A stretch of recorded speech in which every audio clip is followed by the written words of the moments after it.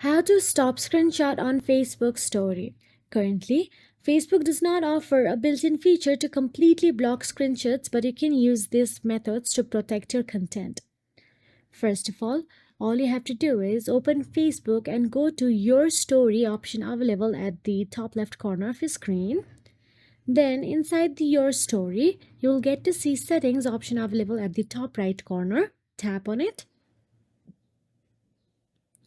After you tap on it, you will be navigated to Edit Story Privacy. Choose Custom or Friends Only and avoid Public. Only selected people can view your story, reducing the risk of screenshots. Now, after you do so, simply go back to the Facebook profile again.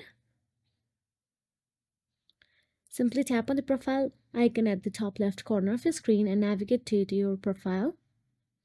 Now here all you have to do is tap on the three dot next to edit profile and select lock profile. Then simply tap lock your profile and confirm your lock.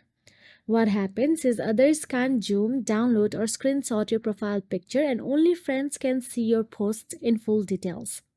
So that is it. If you found this video helpful, please like, share and subscribe our channel and thank you so much for watching.